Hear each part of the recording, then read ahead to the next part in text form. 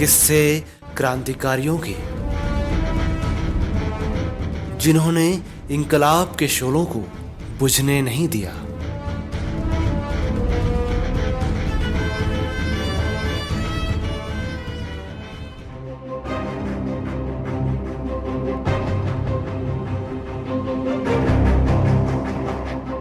साथियों नमस्कार। सहकार रेडियो के लिए पटना बिहार से मैं अमिताभ कुमार दास। साथियों, सहकार रेडियो पर मैं आपको क्रांतिकारियों के किस्से सुनाता हूँ। ऐसे लोगों की वीर गाथाएं जिनके नक्शे कदम पर, पद चिन्हों पर आप चल सकें।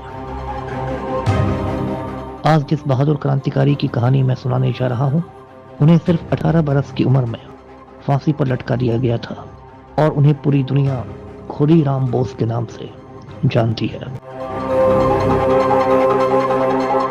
खुदीराम बोस का जन्म सन 1889 में पश्चिम बंगाल के मिदनापुर में हुआ था।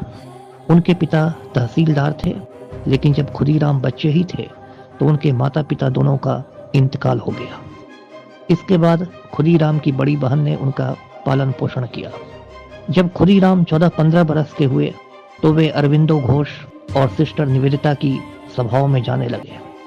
अरविंदो घोष और सिस्टर निवेदिता के क्रांतिकारी भाषणों का खुदीराम पर इतना असर पड़ा कि वे भी क्रांतिकारी विचारों के हो गए। क्रांतिकारियों ने उन्हें पर्चे बांटने का काम सौंप दिया। उन दिनों कलकत्ता में क्रांतिकारियों की गतिविधियां चरम पर थी और कलकत्ता में एक अंग्रेज मजिस्ट्रेट हुआ करता था, डगलस किंग्सफोर्ड। किंग्सफोर्ड इसलिए बहुत बदनाम था क्योंकि वो क्रांतिकारियों को बहुत ही कठोर सजाएं देता था। सुशील सेन नाम के एक कम उम्र के लड़के को किंग्सफोर्ड ने 15 कोड़े मारे जाने का आदेश दिया। सुशील सेन को जब ये 15 कोड़े मारे गए तो हर कोड़े खाने के बाद सुशील सेन ने वंदे मातरम का नारा लगाया।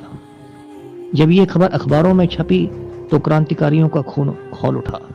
क्रांतिकारियों ने फैसला किया कि डगलस किंग्सफोर्ड को मौत के घाट उतार देना है। अंग्रेजों को इसकी भनक लग गई और किंग्सफोर्ड की जान बचाने के लिए उसका तबादला कलकत्ता से मुजफ्फरपुर कर दिया गया। मुजफ्फरपुर इन दिनों बिहार का हिस्सा है, लेकिन उन दिनों ये बंगाल में पड़ता था। लेकिन क्रांतिकारियों ने तय किया कि मुजफ्फरपुर जाकर किंग्सफोर्ड की हत्या की जाएगी। इसके लिए 2 क्रांतिकारियों को चुना गया जिनके नाम थे खुदीराम बोस और प्रफुल्ल चाकी। सन 1908 में खुदीराम बोस और प्रफुल्ल चाकी दोनों मुजफ्फरपुर पहुंच गए। दोनों एक जमींदार की धर्मशाला में ठहरे और दोनों ने किंग्सफोर्ड की दिनचर्या पर नजर रखनी शुरू कर दी।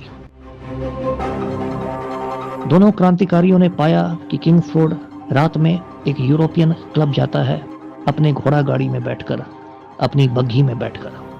तो दोनों क्रांतिकारी क्लब के बाहर घात लगाकर बैठ गए और रात के समय जो ही किंग्सफोर्ड की बग्घी क्लब से बाहर निकली, क्रांतिकारियों ने उस पर बम फेंक दिया।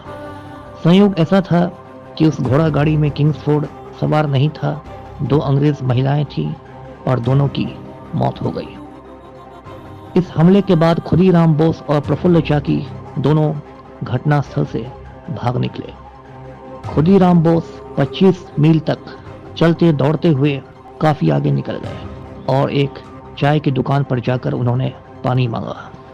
तब तक इस बम हमले की खबर फैल चुकी थी और वहां मौजूद कुछ पुलिस वालों को खुदीराम बोस पर संदेह हो गया क्योंकि वे बंगाली लहजे में बात कर रहे थे।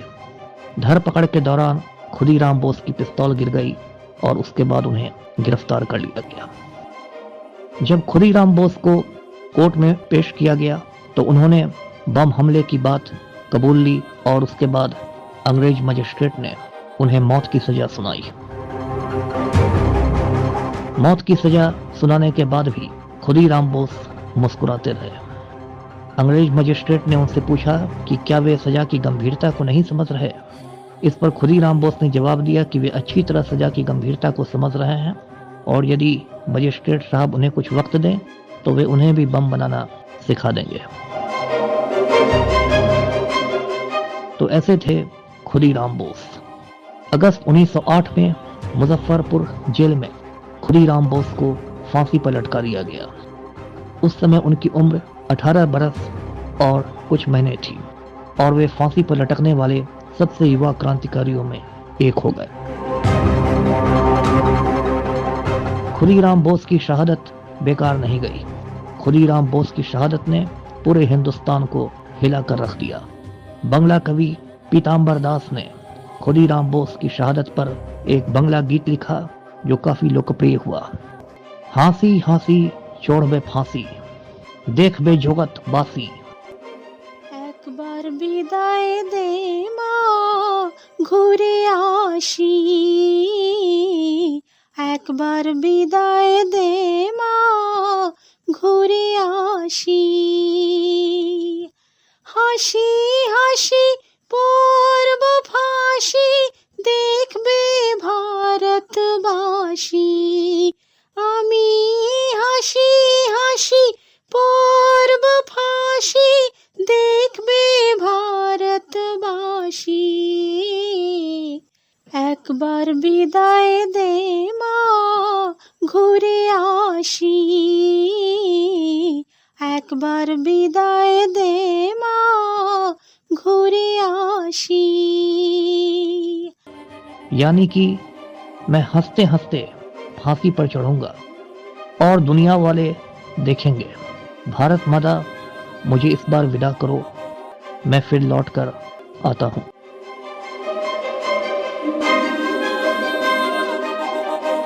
खुदीराम बोस की शहादत के बाद लोकमान्य तिलक ने अपने अखबार में ये लिखा कि खुदीराम बोस ने जो कुछ किया वो अंग्रेजों की दमनकारी नीतियों का परिणाम है। इस पर अंग्रेज लोकमान्य तिलक से नाराज हो गए। लोकमान्य तिलक पर राजद्रोह यानी सेडिशन का मुकदमा चलाया गया और उसके बाद उन्हें बर्मा के मांडले जेल में बंद कर दिया गया।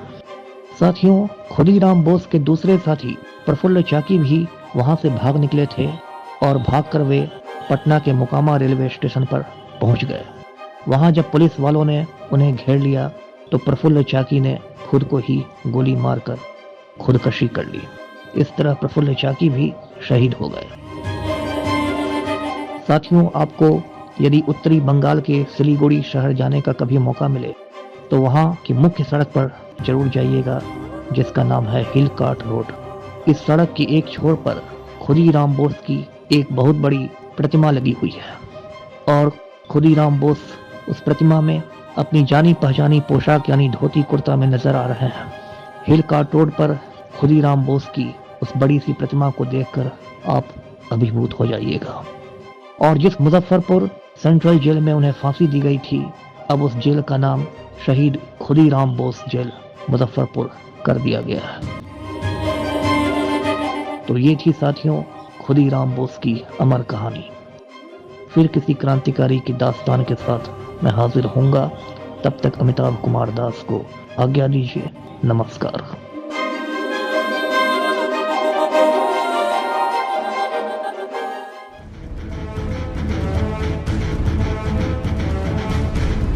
किस्से क्रांतिकारियों के